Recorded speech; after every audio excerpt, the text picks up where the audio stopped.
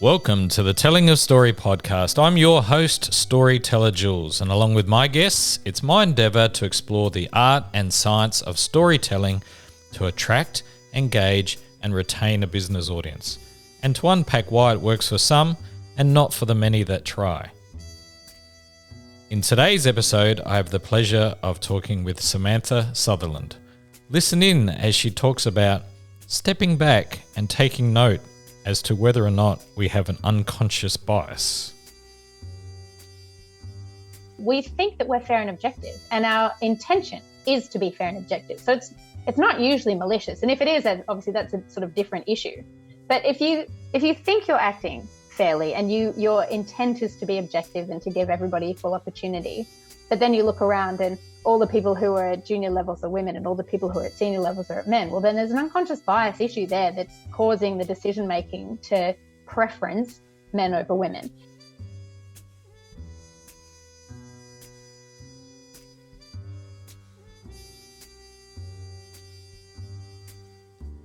In this episode, I have the pleasure of talking to Samantha Sutherland.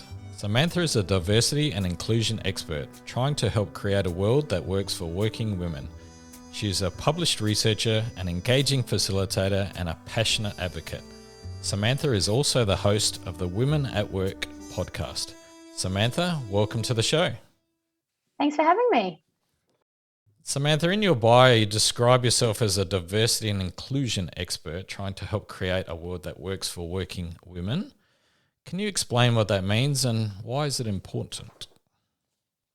Well, yeah, so diversity and inclusion is all about creating workplaces that are more equitable and where people have a sense of belonging and where there are inclusive leadership practices, so people feel empowered when they turn up to work and things.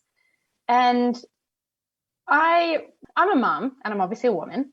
And so the thing is, throughout your career, you do see that there are barriers that women face that men don't face in the same way.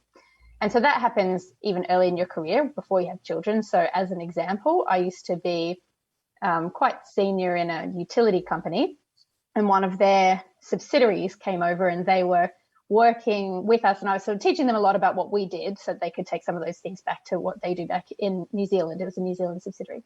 And they then spoke to my boss and said, we'd really like to see if Sam wants to come for secondment for 6 months. Can we ask her if she wants to do that?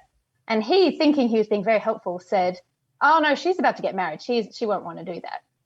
And I didn't even hear about that opportunity till 6 months later or something. And I definitely would have gone. And I also questioned whether he would have said the same thing if a guy was about to get married, because just the assumptions that people have around what people's roles are.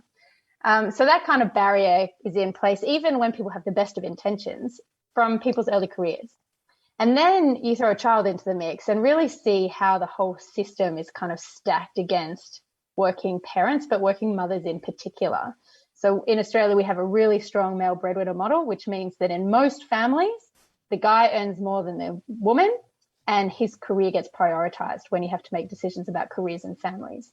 And most commonly, she will be the one to pick up all the slack with the family, whether or not she's working part-time, that's irrelevant. And I think, I've said before that I think working mothers would host a revolution if we all weren't so tired. But I guess maybe I just had enough energy to put work into this space. So that's where I really focus. I focus more on gender than on other diversity initiatives. And I'm super passionate about it because of my own lived experience, but also because I see the lived experience of so many other women all the time in their life experiences and what their barriers they face at work and the barriers they face because of lack of equality, even in the home. And so that's how come I've gone into that line of work. Recently in 2020, you published a research paper. Can you tell everyone what that was about and what some of your findings were? Yeah, so that was research into the impacts of COVID on working women. And so the results were quite shocking, but still quite unsurprising. And so what we found was that, 2/3 of women had an increased workload from the impacts of COVID in domestic load, with all the cleaning and stuff around the house, but also the childcare. Obviously, school closures made a huge difference to that as well. And the majority of homeschooling was being done by women. when you look at the split of domestic labor in Australian homes, it's like 69% on average is done by women and the rest is done by men. So there's a really big imbalance in the load. And when that load massively increases and all the structures you have in place, like school and like childcare, get taken away, but then you really see what it takes to run a family and have two working parents. And even, if there is a parent that's not working, the load massively increased. But I think the juggle of it all is like a much more, it's an issue that women have to face. Now, the thing is, I think as well with this stuff, a lot of women get sick of the question of like, how do you manage it all? And why are we talking about how women juggle it all?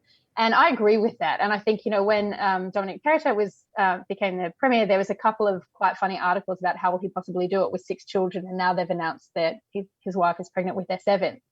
And asking a man a ridiculous question that women get asked doesn't really fix the issue, but it does highlight the fact that no one's talking about that when it comes to men.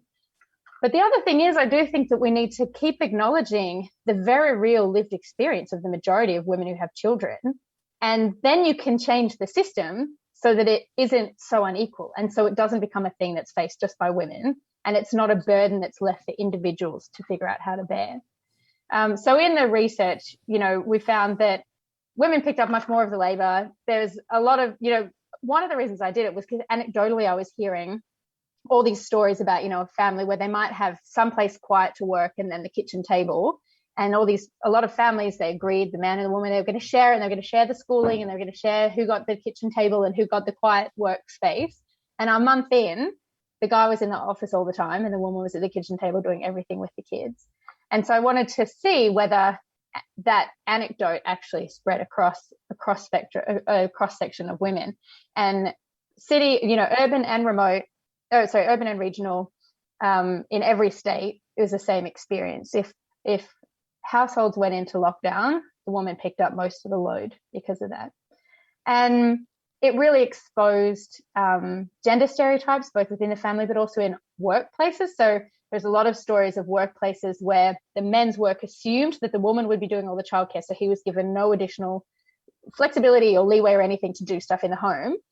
And that assumptions in women's workplaces that they would be the one to take leave and that they would be the one to pick up the slack. But then the other thing that we see is that because of the way the systems are all set up, is that it becomes a very individual problem.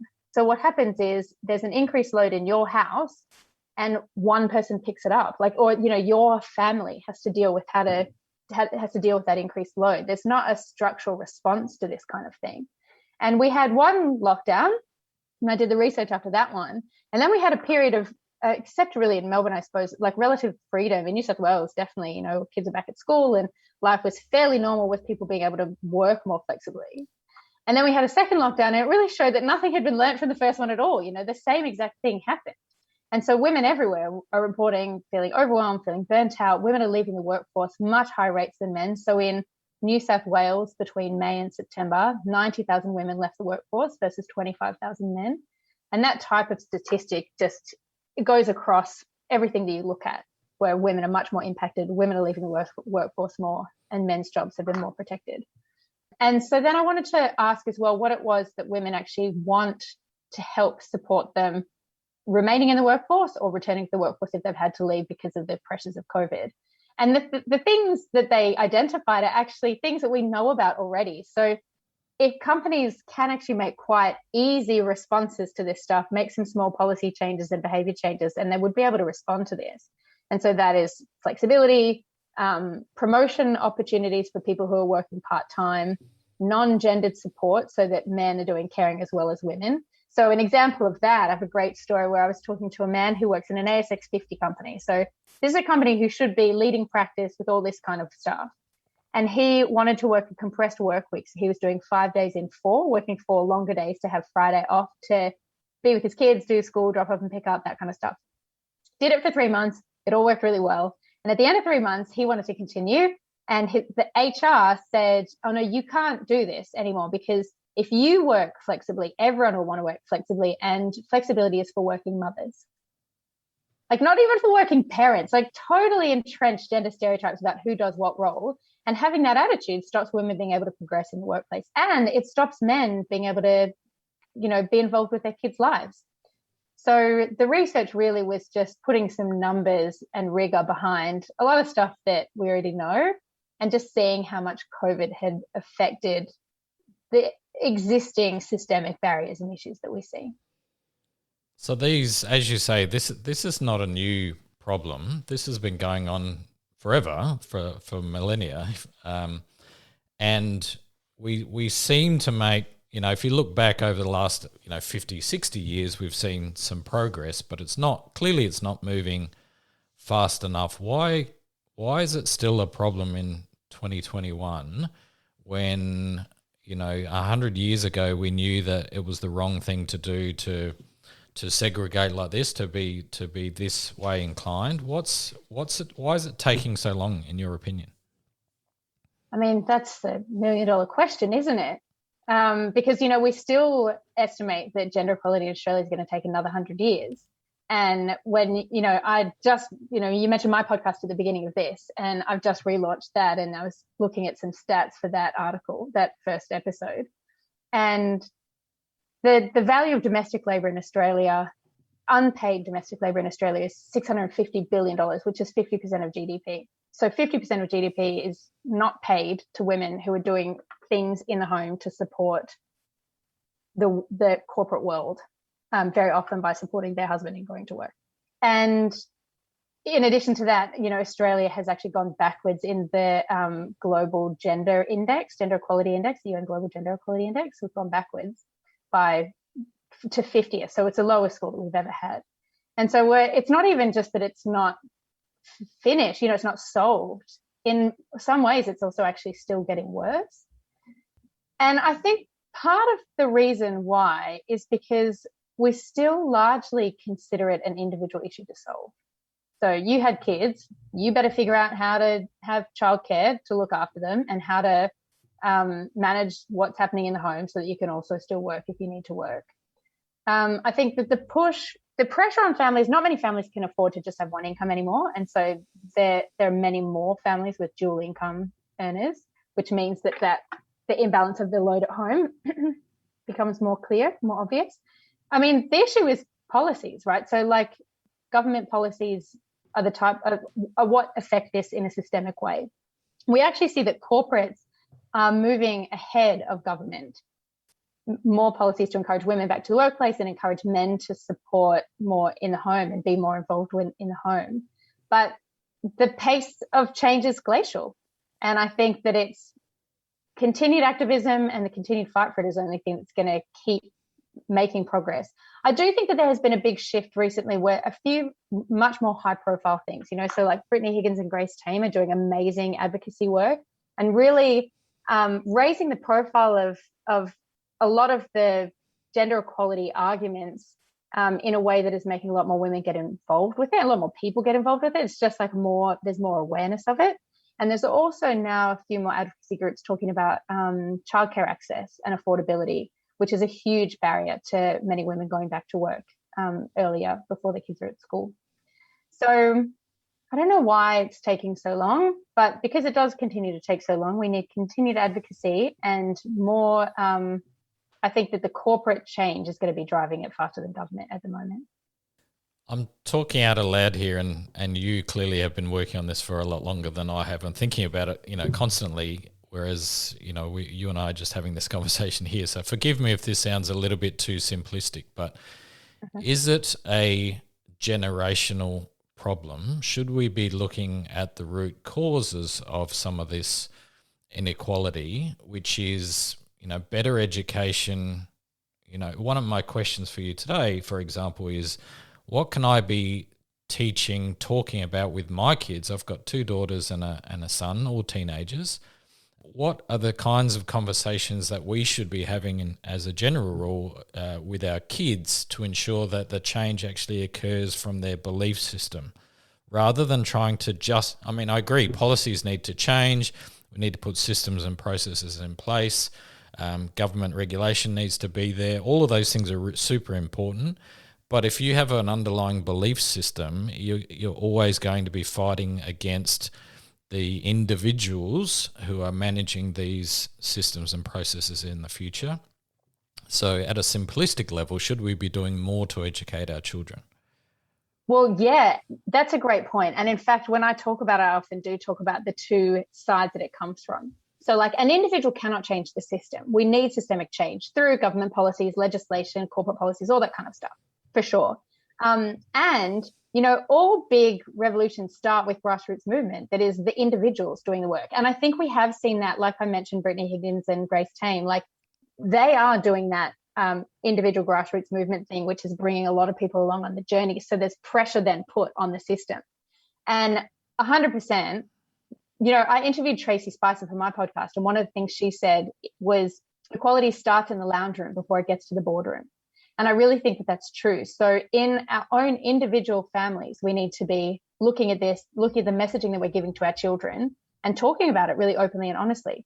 So if you're in a household where, you know, to take it to extreme, where you have maybe the guy's at work full time and he doesn't do anything in the house, and the woman is at work 3 or 4 days a week and she does everything in the house. And then you have two, you know, a son and a daughter, and the daughter is expected to help in the kitchen and help with cleaning up and help with the laundry, and the son isn't expected to do anything. Well, then it's just 100% perpetuating the idea that women's responsibility is to do everything in the home, and men don't have to do anything in the home. Their job is to just go out and provide, and then they rest after they provide. And so I think sharing in your own relationship, making that equal, and sharing the load and having that conversation regularly, and not just falling into the male breadwinner model that is so common, is a great first step. Talking to your kids about that and about those decisions and how you choose things like whose career to prioritize, who's doing what stuff in the home, is another important step. And then also getting your kids to live equally and like to have the same expectations of your sons and of your daughters. So, you know, when I was a kid, I really wanted financial freedom from like age 12.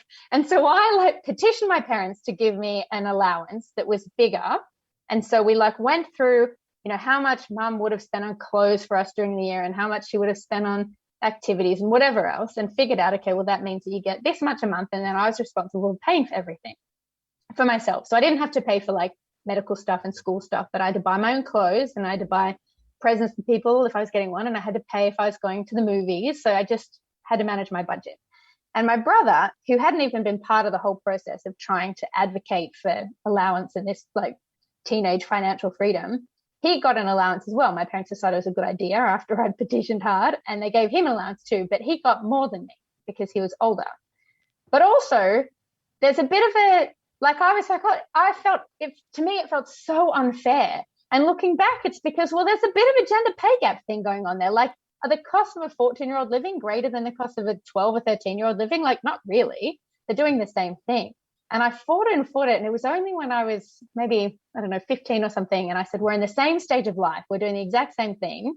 I should be getting paid getting the same allowance as him. And my parents were like, oh, okay, yeah, same stage of life. That kind of makes sense. But the default was actually a totally unconscious gender pay gap in my own family. And so looking at everywhere in your household that there is this unconscious default to gender norms and gender roles, and consciously challenging them all the time is how you, because the other thing too is you can't talk about it to your kids one way and then live another way and have them take on the way that you talk about it. They're going to see how you live, and that's what they're going to expect in their lives. It's really hard to break those family of origin patterns. You know, live the way that you would like them to live. It's not too dissimilar if you think about it. You know, if you grow up with an abusive household, if you grow up with alcoholism in the household, if you grow up with poverty, like it's, you know, these cycles tend to continue through generations because you grow up learning a certain way of life, and then you often take on that way of life. So I think it's hugely important, and I'm glad we went there because it's something I've, often thought about, with my kids, because kids become a reflection. I know myself, I've gotten to a point in life where I can see my father in me. Oh, yeah. Yeah. And sometimes that's great, and other times that kind of scares me because it's, it's not, you don't always want all of the traits, of your parents, as wonderful as my parents have been and were for me. So I think it's really important because I'm always conscious of what reflection I'm giving onto my children. So it's a really important point. But for those perhaps listening that are in charge of, maybe running their own businesses, or they're relatively senior in their positions, or maybe they are in a HR type role or an employment type role, what are some of the things that they can be thinking about? Because you brought up a great point. It's hard when you're doing things subconsciously. When you're not constantly on top of something or thinking about it in a certain way, you just behave the way you do, right? It's just natural to behave a certain way, and you're not always doing it on purpose. You're not purposefully being one way or another. So if somebody was to actually stop and think about perhaps what their organization looks like, what are some of the things they might be able to think about and then perhaps do and put in place that will help to start to shift some of these inequalities? Well, there's a lot of things that an organization or an individual can do. I think, you make a really good point about how a lot of this stuff is unconscious and we're not aware of what's happening. And that's true. We come across 11 million data points per minute, and you can't possibly process all of that. And so most of the time we're using our unconscious bias and our rapid thinking to make decisions. And that is beneficial to us. It means we're not having to really labor over, well, do I turn left or right out of my driveway to get to work? Because we just know, and we just kind of automatically follow these processes. But that happens just all the time, all day, and we're not aware of it.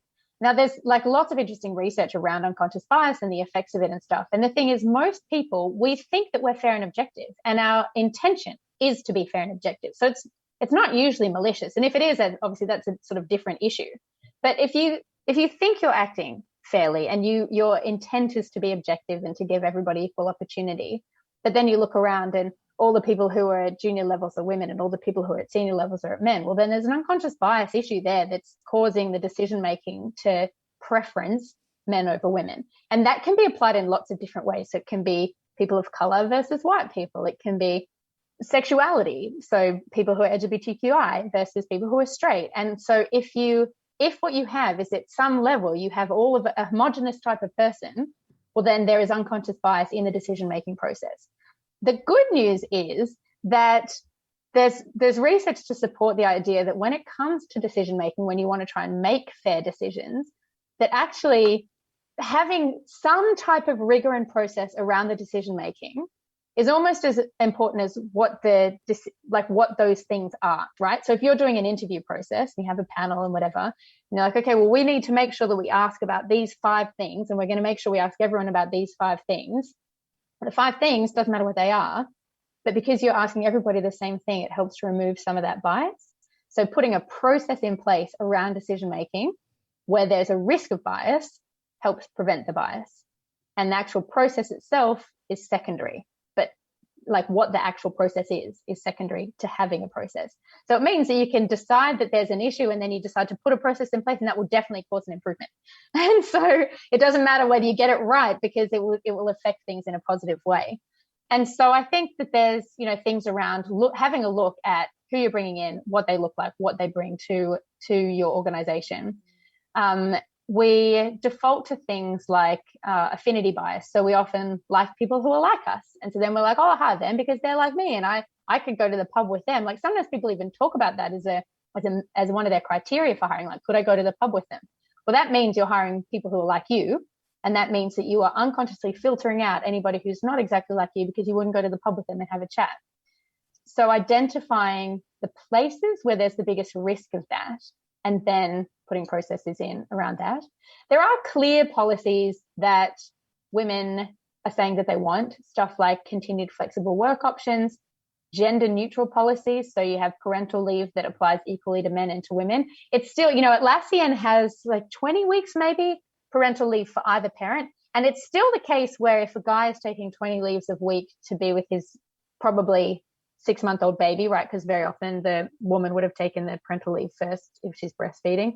And then the guy takes, and that's still an amount of time that most people are like, oh, wow, that's amazing, right? But it should be that actually parental leave for either parent is just a normal and common thing. Offering part-time and job share opportunities is another really easy thing to do. And you can be kind of creative about how you go about doing that. The thing is, most jobs can be done part-time, but people feel like you need to be full-time, and it's just not really true. You just need to be creative about how you split things up. And then the other thing is sort of looking at how you're identifying who you want to bring into your workforce. And so things like, we might say someone needs 7 years of experience, but often that number of years is fairly arbitrary. And Australia is particularly bad at this, where they want to hire someone who's done that exact job before to know that they're going to be able to do the job now. But in fact, what that means is that your pool of talent gets narrower and narrower and narrower. And if you're in an industry where all the senior people are men, by the time you get to a certain level, if you're asking for 15 years experience doing this exact job, well, then you run out of women or people from diverse backgrounds who can even apply under those criteria. So considering stuff like that, like why am I actually saying that I need that thing? What do we actually need in the role? And how can we be a bit more creative about how we get that in? And then the other thing is sort of be really vocal about the support for this from a leadership level. So Pepsi was like an early company that brought in the idea of leaving loudly. And so I actually heard their Australian CEO talk probably 10 years ago now. And it was so interesting to hear him, because he was talking about the idea of like exiting the office at 5:30, being like, bye everyone, I'm going to pick my kids up from school. I'll see you in the morning. Have a good evening. I'm going to get my kids. And doing that gives permission to everyone else to do that as well. Because the other thing I think that's interesting about this is, I'm talking about it through a gender lens, but all of the stuff we're talking about is also just good workplace behaviors, right? So there are certain industries where it's kind of accepted that you're going to be working really long hours and you get paid really well for that. But there are also plenty of people who are earning 120 grand who are expected to work till midnight 3 nights a week. And actually, that's not many people really want to do that, And so the stuff that means that parents can leave early to pick their kids up from school, that permeates the whole organization. So research from the Diversity Council of Australia actually showed that companies that bring in inclusive behavior practices and inclusive policies, the benefit to the people who weren't the specific target for that behavior benefit just as much as the people who were the specific target of the new policy or behavior or whatever. Tell me, was there any good news in your research? Was there something that maybe surprised you, or you were quite pleased at the result that we actually moved on a little bit? I mean, I'm scared to ask the question, but there something? There was definitely. So, I mean, one good thing, this wasn't sort of specifically out of the research, but, a lot of parents have actually really enjoyed spending time with their kids and being at home more. Definite clear positive things to come out were widespread flexibility that looks very likely to continue broadly through corporate Australia. So there are definitely some companies that are being a bit dinosaur-y about it and want everyone just straight back in the office. But I think those companies are going to suffer with workforce attrition. So widespread flexibility and working from home, huge positive. Spending more time with children, huge positive. The impact on, women did pick up more of the load, definitely, but there were also, a third of families where actually the guy ended up picking up more of the load. So either they shared the increased load or the guy picked up even more. And so there were people women saying things like, I could return to work for the first time since having kids because my husband was at home more and could look after the kids and had that flexibility from work. Another one is actually the fact that a lot of guys really enjoyed the flexibility. And so there is more of this understanding that actually men want to spend time with their kids as well. And the more people want flexibility, the more important it becomes as a workplace policy, and then the more that's likely to happen and exist. And I think the other thing is that there's more conversation about it now. It's sort of, in some ways, it was like a giant reset button and a chance for people to say what they actually want and what actually matters to them, and for companies to respond to that in a different way. Do you think that perhaps we menfolk might have the opportunity here to band together somewhat? Because you mentioned there that, even that men want to spend more time with their families. Of course they do, right? A lot of people spend a lot of time, like you say, so, expected to work all sorts of crazy hours, and there's no wonder you get home and you're exhausted, and everybody is, right? So men or women, if you put in long days, you're going to be exhausted from that. And to me, the good thing about COVID is that it's allowed us to see what it can be like to spend more time at home, be much more flexible in the workforce. Is this an opportunity perhaps for, even if it's the 10, 20, 30% of the male workforce that could possibly stand up and say, we want as much equality as anybody else. We want the equality for women as well as ourselves, so that we all get to share in the joy of having family, and not even those that perhaps have family yet, those that want to, work and then maybe go for a surf during their lunch break, right? Rather than driving for an hour to work in a city office or spending time on public transport. I'd much rather have coffee at the local coffee shop, spend some time at my desk, go for a surf at lunchtime, and then work the afternoon, that kind of thing. So is this an opportunity for males to perhaps set a precedence here as well? Yeah, 100%. The more people that are talking about it and the more people that want it, the more available it will become. So in fact, that example of, someone who wants to go surfing at lunchtime is a perfect example, because the other interesting thing, right, is flexibility in Australia historically has been very gendered, targeted to mothers or carers.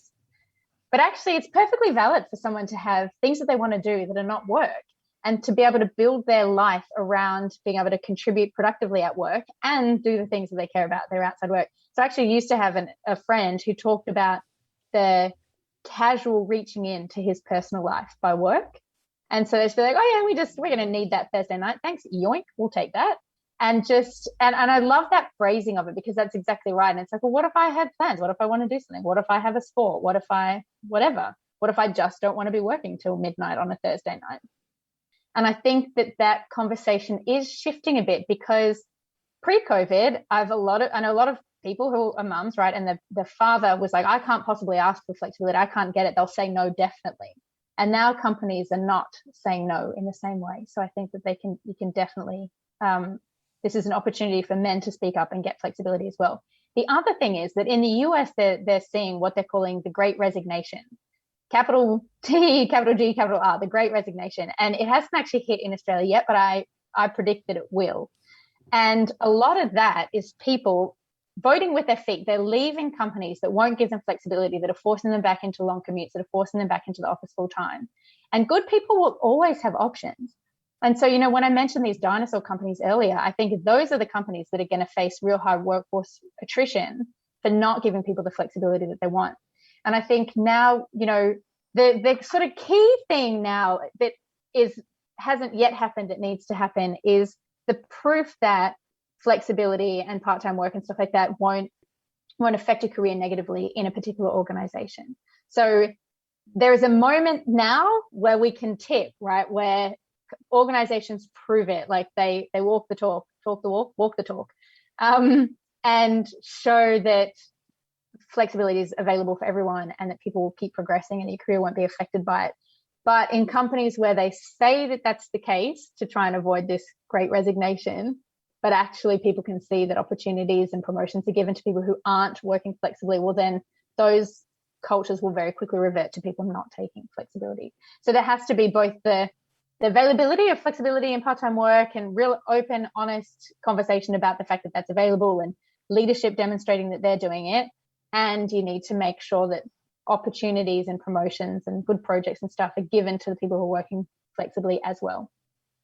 I think you're right. I think that's definitely a key factor in, as you say, the tipping point and whether or not we continue to be flexible. I think there's a couple of other things as well. So one is, I think this extended period has showed us that productivity can be maintained. I think at first everyone was a little bit up in the air and it was quite difficult, and some people had technology issues, but once we got over the sort of initial shock of being, locked in the household for extended periods of time, I think it proved that the productivity levels could be maintained, even though people were working flexibly, right? So not everybody sat down at their kitchen table from 9 to 5, it was kind of a lot more staggered throughout the day at different times of day. So that was one thing, so maintain productivity. And the third one, which I don't think maybe is not evident just yet, because we've obviously had a downturn as well at the same time, but if we can maintain profitability in the businesses as well, then I think it proves the point that we can still run a profitable business that's just as productive with good people, the best people. In fact, we now have a pool of people that potentially could be remote, they could be rural areas, they could be international, they could be from anywhere on the planet, as long as the work is done, right? And I think that's the beauty of what we've seen. But I'm worried that the dinosaurs will outweigh a lot of the smaller ones that perhaps are a little bit more nimble and flexible, and that will be drawn back into the old ways. Because one of the other things that I really hope won't go back to normal is we've also proven that you don't need to jump on a plane every 5 minutes to go to a meeting, or even into a car. You don't have to be in front of a person for every single meeting. You don't have to spend weeks away from, we talked about this sort of inequality. When you've got a job that takes you overseas, twice a month, on top of your long work days and all of those kinds of things, there's no wonder there's no time left to help do the dishes, right? So we don't have to travel necessarily. We don't have to sit in a stuffy office together all of the time.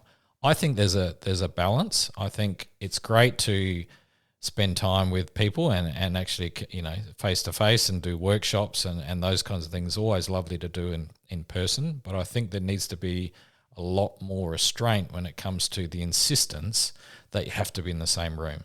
They have to be sitting next to somebody at a desk. They have to be, in a boardroom with the other people in the actual situation. So I'm hoping that'll shift. I'm hopeful, but let's see how that kind of pans out. Well, yeah, on the travel thing, I think a lot of people have appreciated that. And so I think that the Zoom meetings when it's one or two people will continue for sure.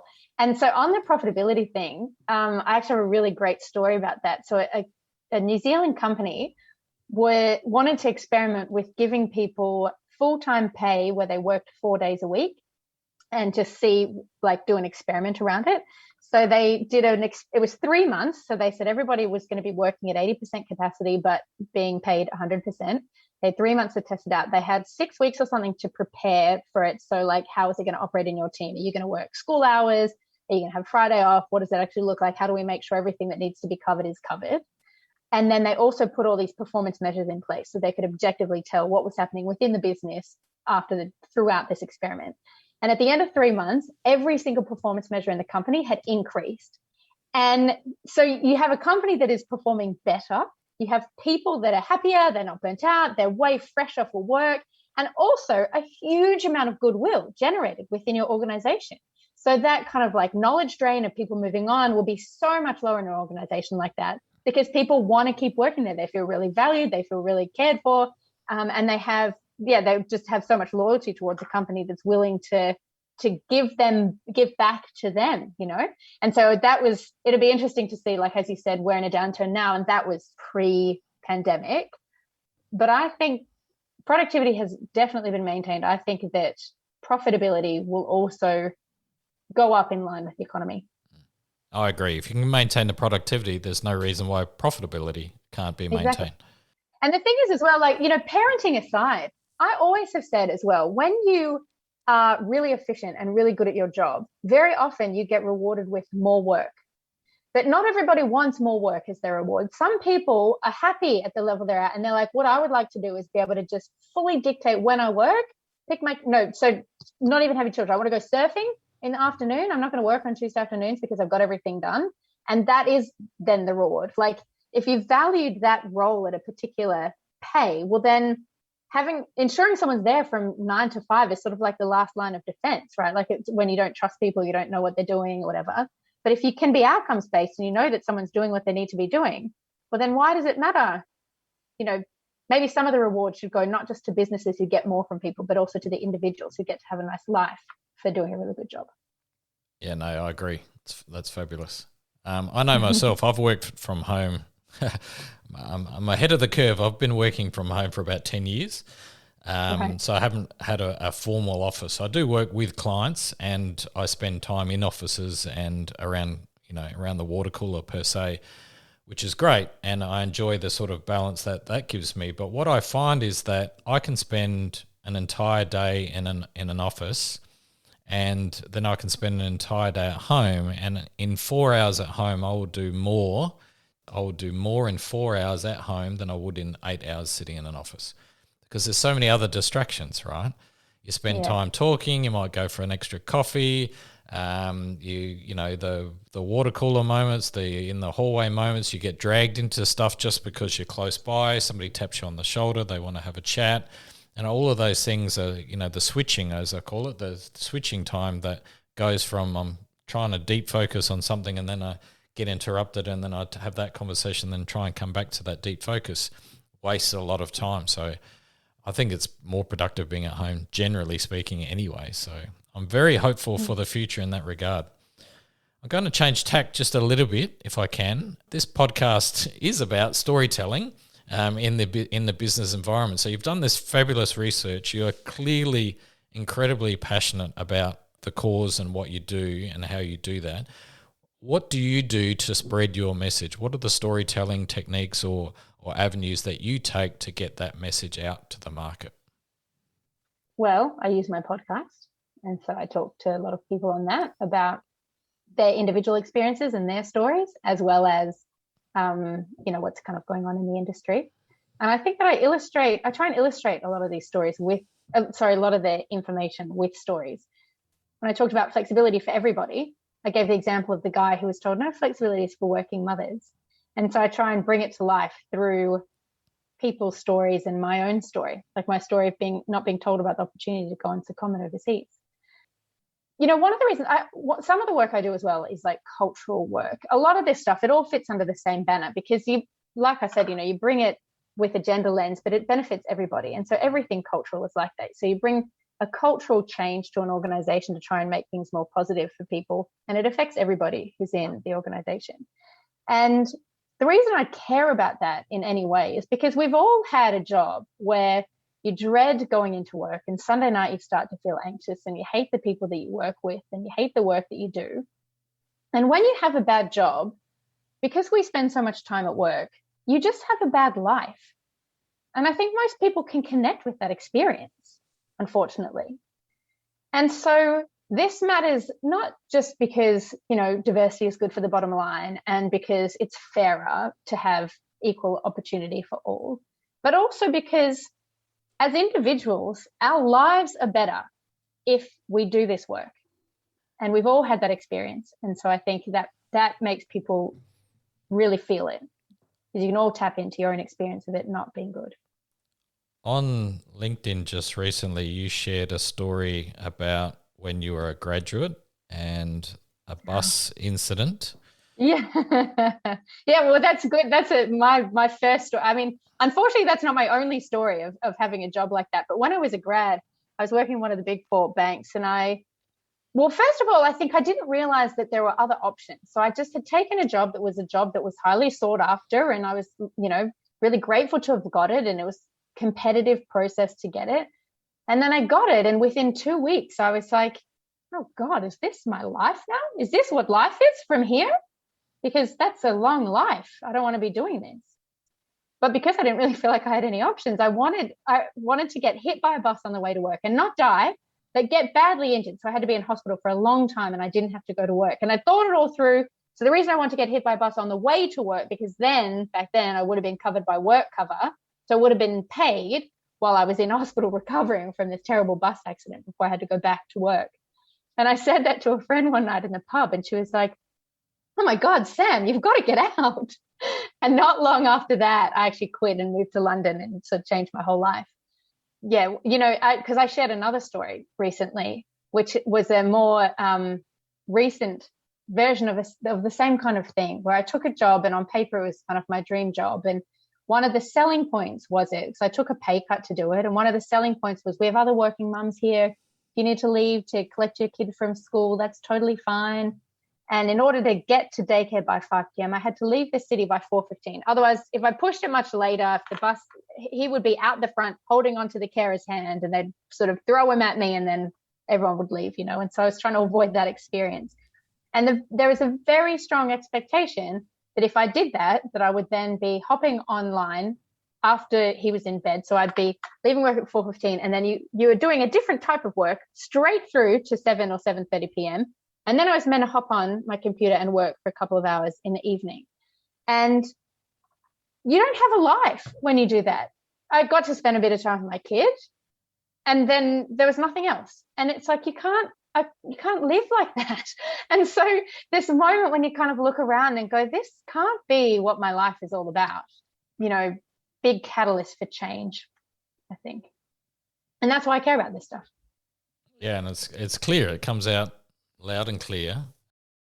I think this is a subject you and I could possibly speak about, and I know you could possibly speak about this all day. Yeah. I'd love to. Do you want to wish? Blah, blah, blah, blah. So be careful what you wish for, right? So I've really enjoyed the podcast, but I do have a final question for you, if I may, that I like to ask everybody. If somebody offered to donate $1 million to your favorite charity in exchange for 5 minutes of your time to pick your brain, what wisdom would you impart? Oh, gosh. I think that the wisdom that I try to live by is the idea that the day isn't over yet. And so if that means you've had a really unproductive day and it's 3 p.m. and you can't get yourself to do anything, well, the day isn't over yet, and you can still get something done before the end of that day. And if it means that you've had a month of being really low and not feeling connected with your friends and not feeling connected with yourself, well, the day isn't over yet. You can still connect with yourself and connect with your friends. And, we have a lot of years, and the day isn't over for a really long time. And so there's always a chance to do something different or do something meaningful or change how you're showing up in the world and for yourself. And there's always a new end of the day. Fabulous advice, Samantha. Thank you so much for sharing your thoughts and your passion around this topic. Where can people find out a little bit more about you? You can find me in 2 great places. One, my podcast, Women at Work with Samantha Sutherland. That's on iTunes or the podcast app or wherever you get your podcasts. And the other would be my website, which is samanthasutherland.com.au. Samantha, thank you so much. Thanks for having me. Cheers.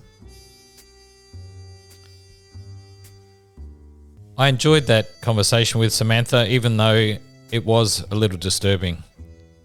We think we've come a long way in the last 100 years, but gosh, we've got a long way to go when it comes to equality. This is an important subject. We should talk about it more.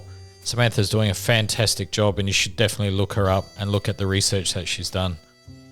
It's amazing work. She's put in a big effort, and I think the topic itself cannot go quiet. It must be voiced and continue to be voiced so that at least we have half a chance that my children and their children will have far more equality than we ever have in the past. It's time to step up. Let's make it happen. Let's keep talking about it. Thank you, Samantha. Thanks for the work that you do. I really appreciate it. Much love. Chat soon.